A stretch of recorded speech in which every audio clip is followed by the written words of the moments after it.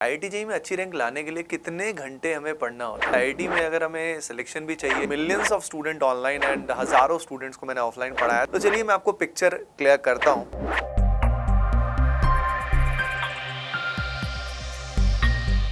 देखिए बच्चों का एक बहुत इंपॉर्टेंट सवाल होता है, how many hours to study for IIT JEE. IIT JEE में अच्छी रैंक लाने के लिए कितने घंटे हमें पढ़ना होता है, क्योंकि ये बहुत कॉमन एक बिलीफ माना जाता है कि आईआईटी में अगर हमें सिलेक्शन भी चाहिए या अच्छी रैंक चाहिए तो we have to study for 14 hours 16 hours and something like that.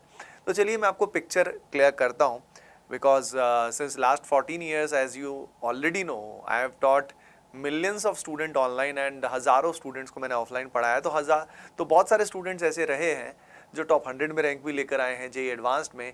Apart from that सिर्फ सिलेक्शन वाले भी थे, मिड रैंक वाले भी थे और ऐसे भी थे जिनका नहीं हुआ। तो आई नो कि व्हाट एक्चुअली मैटर्स। तो चलिए सबसे पहले देखते हैं कि भाई हमारे पास 24 आवर्स हैं एक दिन में, और 24 आवर्स में अगर हम बात करें तो जो स्कूल गोइंग स्टूडेंट है पहले उसकी बात कर लेते हैं।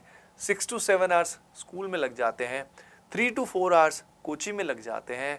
स्टडी के लिए हमारे पास जो समय बचता है वो 4 to 6 आवर्स ही बचता है, क्योंकि उसके अलावा ट्रेवलिंग का टाइम भी लगता है, डेली एक्टिविटीज़ भी हमारे होते हैं, है ना।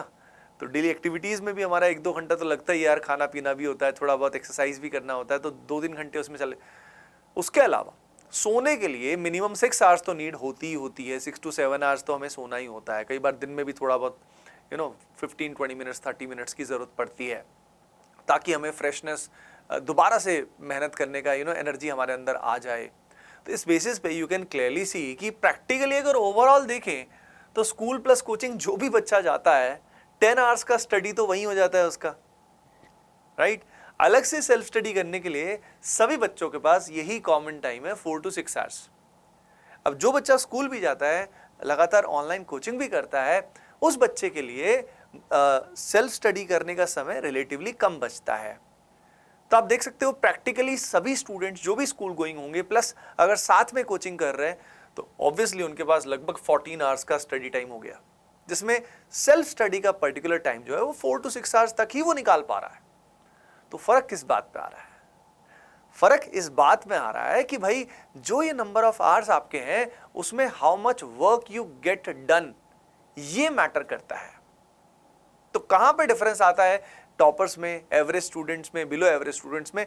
वो फर्क आता है कि ये जो पूरा समय किस इंटेंसिटी के साथ, किस फोकस के साथ स्टूडेंट्स ने काम किया, वो मैटर करता है। अब एक बच्चा मान लीजिए क्लास के अंदर सो रहा है, या क्लास के अंदर अटेंटिव नहीं है, या नोट्स ठीक से नहीं बना रहा है, तो वो पीछे रह जाएगा। तो the main matter is the productivity which matters. कितने घंटे पढ़े उसकी बजाय वो मैटर करता है कि उसमें आपने काम किया कि नहीं किया, और काम किस क्वालिटी का किया, वो मैटर करता है।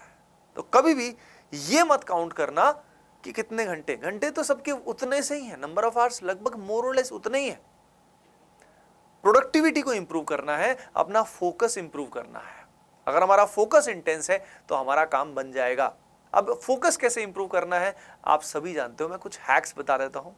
फोकस बढ़ाने के लिए बेटा आपको मंत्र जो है वो बैकग्राउंड में रन कर सकते हो। बहुत सारे ऐसे मंत्राज होते हैं, जैसे कि हरे कृष्णा महामंत्र है, बैकग्राउंड में रन करिए, बहुत शांति मिलेगी, आपका फोकस भी रहेगा पढ़ाई में। अगर नॉर्मल म्यूजिक लगाओगे तो वो आपके इमोशंस को इवोक करके और पढ़ाई में कंसंट्रेशन कम और कर देगा।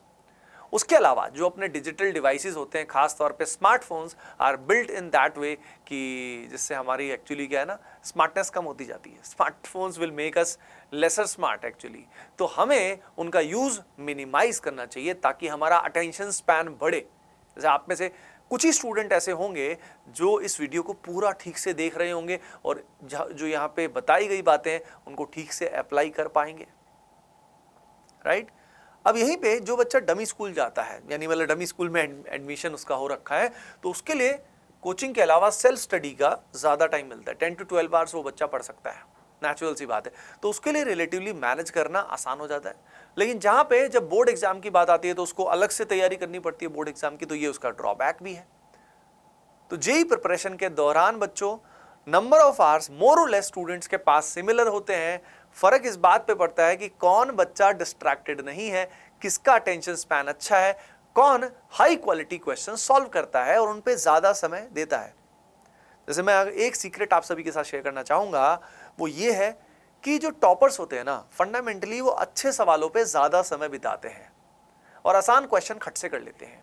एवरेज स्टूडेंट क्या करता है, आसान सवाल करता रहता है और जो टफ क्वेश्चंस है वो देखते ही छोड़ देता है और डाउट्स में पूछता है। तो जो एक टॉपर है उसका ब्रेन डेवलप होता रहता है, वो समय ज्यादा लगाता है अच्छे सवालों में, and that creates all the difference in the long term. तो बात समझ में आई? तो अगर जेईई एडवांस्ड में आपको अच्छा करना है, अगर आईआईटी में अच्छी रैंक लानी है, every day you need to focus on the things जो आपको कंफर्ट जोन से बाहर ले जाते हैं। उन चीजों पे आप अगर फोकस करते हैं तो आप बेटर करेंगे।